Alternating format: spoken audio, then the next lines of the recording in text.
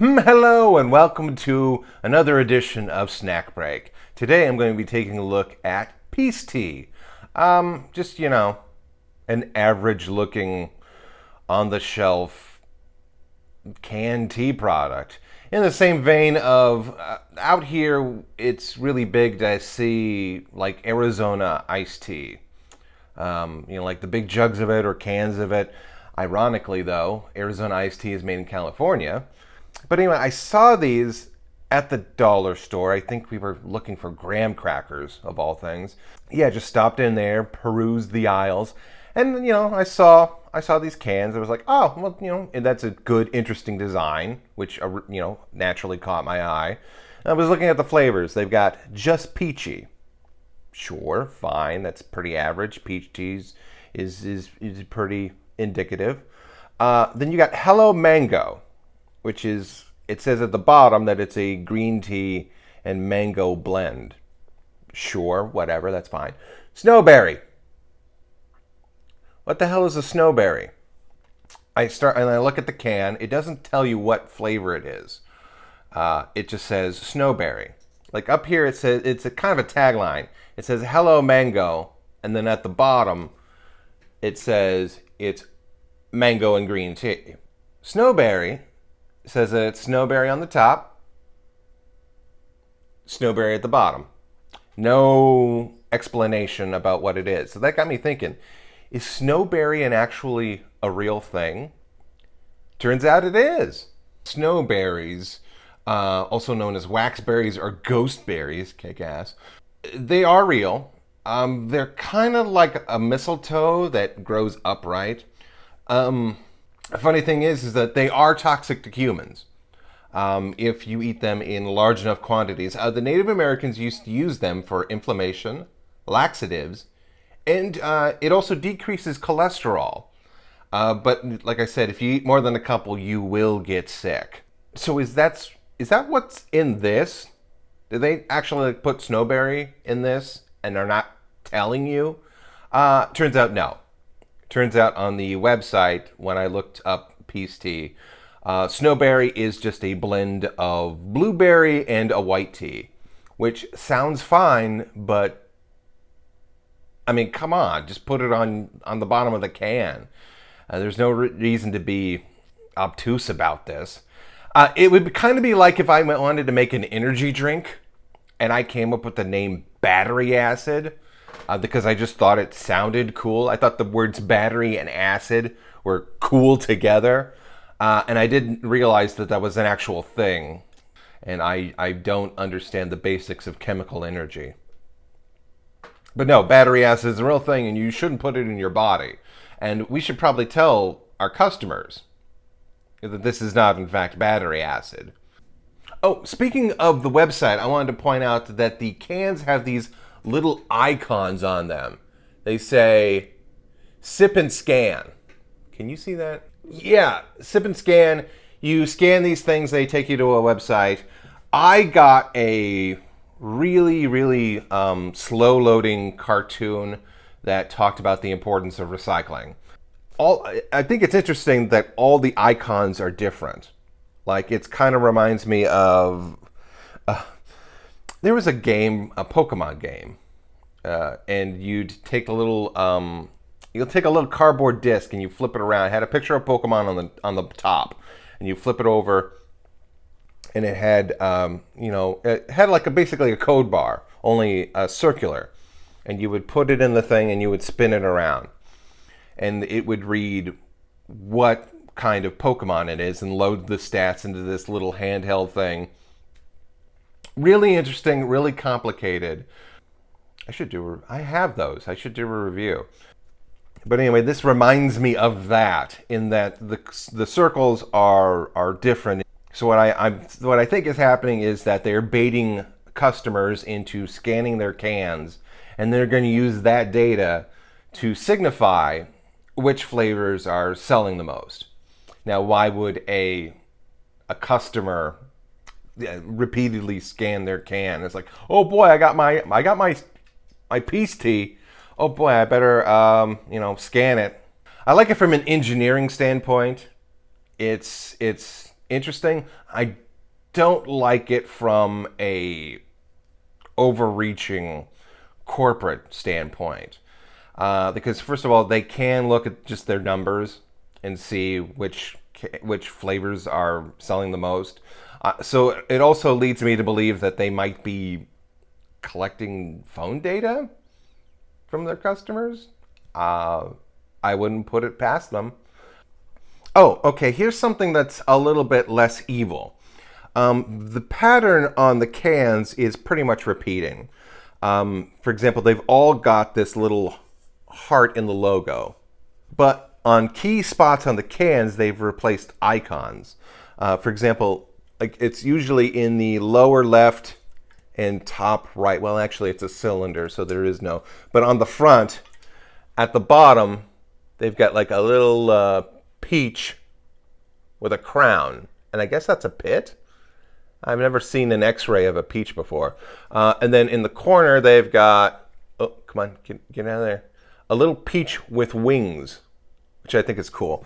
The mango, I think, I can only assume that's like a tea blossom, and then some sort of little happy mango up in the top.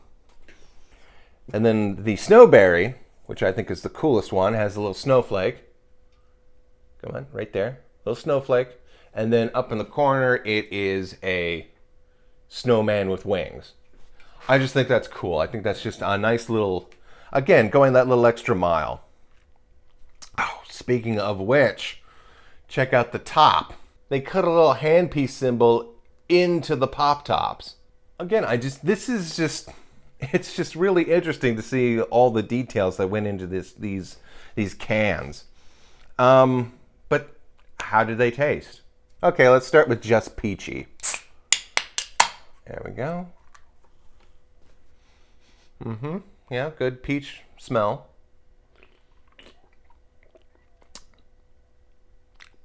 A little bitter, actually.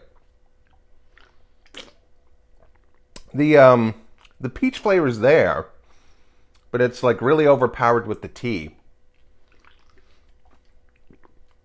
I mean, I wouldn't. This is fine. I wouldn't send this back if I got this at a restaurant, but it's just, I don't know. I've actually, I think Arizona Tea puts out a peach variant, and I've had, and I think I like theirs a little better.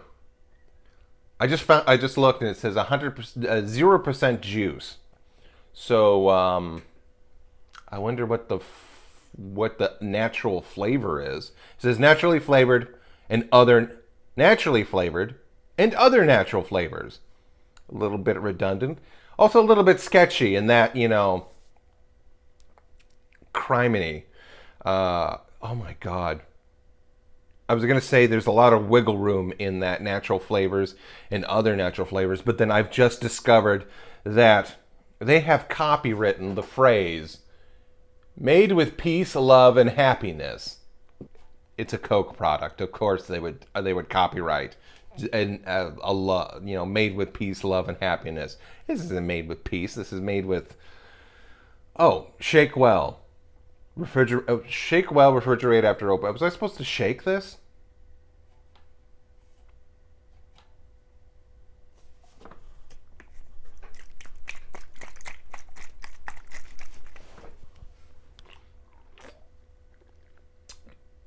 You know what? Actually, a little better. Okay, now let's try the mango green tea. The Hello Mango. Ah! They said to shake it. Putrid. No.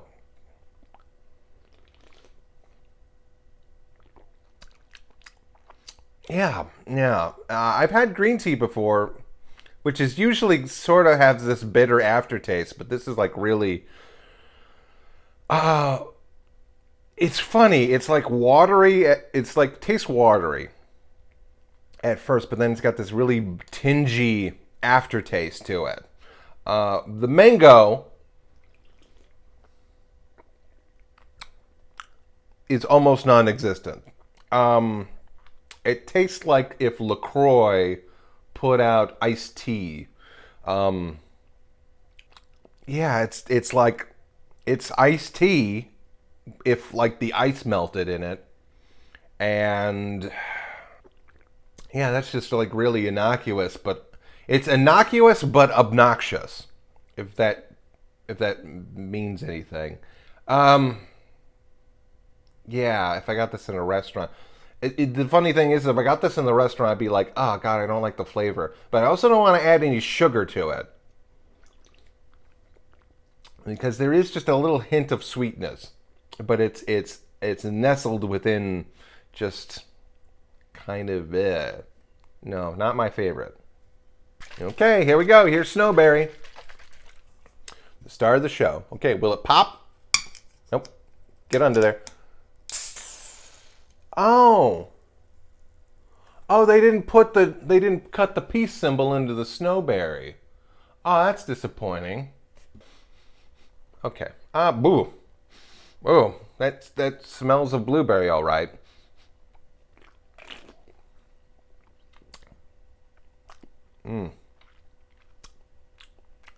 That smells like and tastes. Tastes like it's. How can I put this? It tastes like dish liquid smells. Yeah, I don't know. I can't remember actually having white tea ever, but it's kind of like green tea in that there's this sort of bitterness to it. And the blueberry definitely tastes like artificial blueberry. You know that like that artificial grape flavor. So naturally flavored and other natural flavors. That other natural flavors is really kind of pulling its weight. That's the load-bearing sentence right there. It's like they made a drink out of sugar and just a little bit, like a little bit of dishwashing liquid. Yeah, that's disappointing. If you told me that this had snowberry in it and that I knew that snowberries were poison, I would probably I'd be like, oh yeah, cool. That's what a snowberry tastes like. It tastes kind of like bitter cleanliness, which is what I think of when I think of like herbal remedies.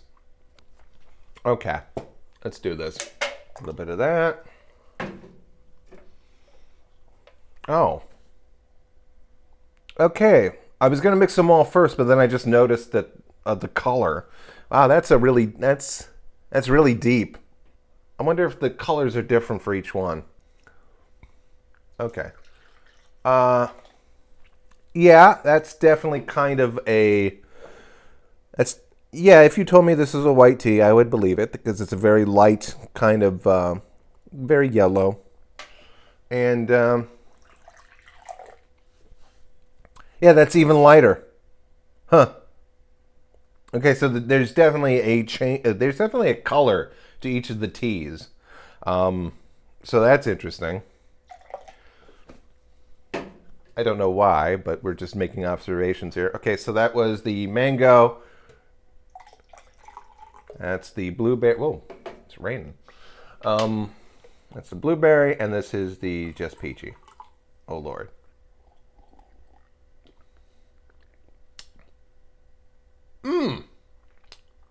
That's actually not bad. That's actually like a really good tasting tea. All the flavors are kind of blending. There's hints of each one, but you would just, if someone gave you this and said, here's fruit tea. And you'd be like, what's in it? And it's like, oh, a little of this, a little of that. You drank it, you'd be like, hey, that's pretty good. That's a decent tea.